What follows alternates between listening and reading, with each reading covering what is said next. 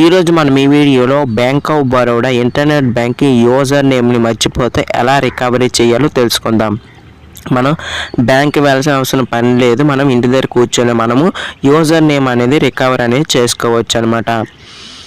ఇప్పుడు మనం user name అనేది రికవరీ చేయాలంటే ముందుగా మనం గూగుల్ క్రోమ్ బ్రౌజర్ అయితే ఓపెన్ అనేది చేయవలసి ఉంటుంది.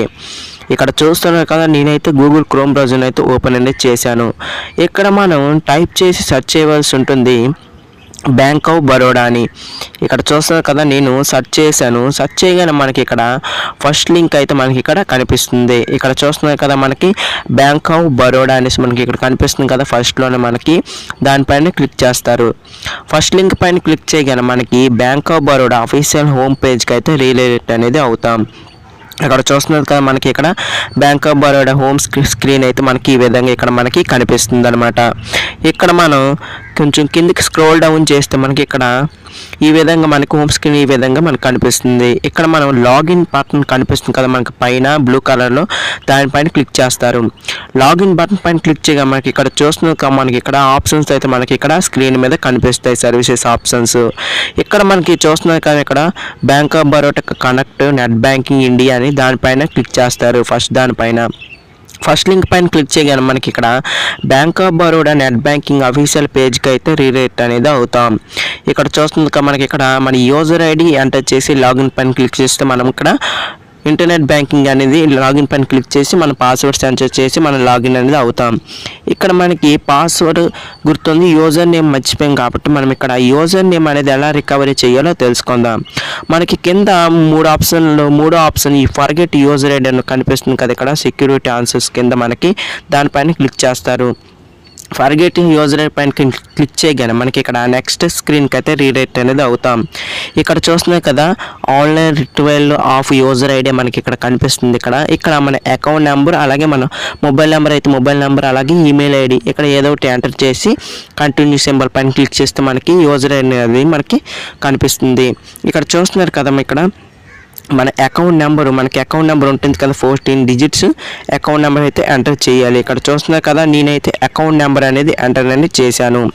కింద మనకి 2 ఆప్షన్స్ అయితే మనకి ప్రొవైడ్ చేశారు. మనకి బ్యాంక్ లింక్ అయిన ఈమెయిల్ ఐడి లేదా మన మొబైల్ నెంబర్, ఇక్కడ ఏదో ఒకటి ఇక్కడ ఎంటర్ అనేది చేయాలి. నేను ఇక్కడ ప్రస్తుతానికి బిజీగా ఉంటుంది కాబట్టి మన మొబైల్ నెంబర్ అనేది ఎంటర్ అనేది చేస్తాను. మన మొబైల్ నెంబర్ ఎంటర్ చేసిన తర్వాత కింద మన మొబైల్ నెంబర్ అనేది ఎంటర్ అనేది చేయాలి. ఇక్కడ చూస్తే కదా నోట్ అని కనిపిస్తుంది కదా, ఇది ఏమీ లేదు. మనకి ఇక్కడ మన కంట్రీ కోడ్తో ఇక్కడ మొబైల్ నెంబర్ అనేది ఎంటర్ అనేది చేయండి అని అడుగుతుంది.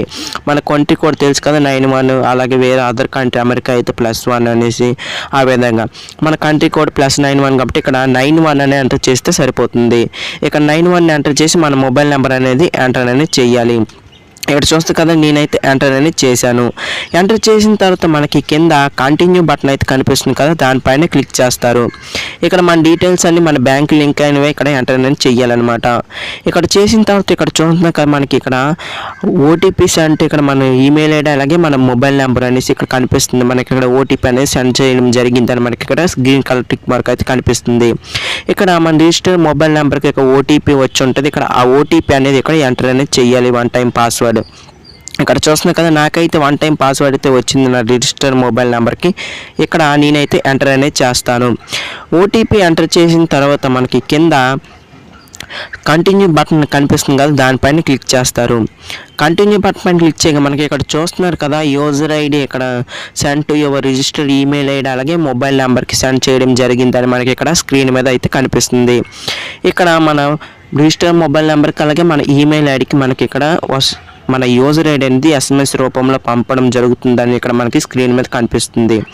అలాగే మనకి ఇక్కడ మెసేజ్ రూపంలో మనకి ఇక్కడ మన యూజర్ ఐడి అనేది మనకి ఇక్కడ కనిపిస్తుంది మెసేజ్లో. సో చూసారు కదా, మనము ఈ విధంగా మనం యూజర్ ఐడి అనేది మర్చిపోతే మనం రికవర్ అనేది చేసుకోవచ్చు. ఇక్కడ మళ్ళీ ఇక్కడ మన లాగిన్ పైన క్లిక్ చేసి మన ఇక్కడ మన యూజర్ ఐడి ఎంటర్ చేసి పాస్వర్డ్ ఎంటర్ చేసి మన లాగిన్ అనేది అయిపోవచ్చు. ఈ విధంగా మనం యూజర్ ఐడి అనేది మనం మర్చిపోతే బ్యాంక్ ఆఫ్ బరోడా మనం రికవర్ అనేది చేసుకోవచ్చు. మనం బ్యాంక్ కూడా వెళ్ళని అవసరం లేదు. చాలామంది తెలియక ఏం చేస్తుంటారు అంటే మన యూజర్ ఐడి మర్చిపోయి బ్యాంక్ తిరగడం గట్రా చాలా ఇబ్బంది అవుతుంది కాబట్టి మనం ఈ విధంగా బ్యాంక్ వెళ్ళకుండా మనం ఇంటి దగ్గర కూర్చొని రికవర్ అనేది చేసుకోవచ్చు. సో చూసారా కదా, మీకు ఈ వీడియో నచ్చినట్లయితే లైక్ చేయండి, షేర్ చేయండి, సబ్స్క్రైబ్ చేయండి. Please subscribe to my channel. Thank you for watching.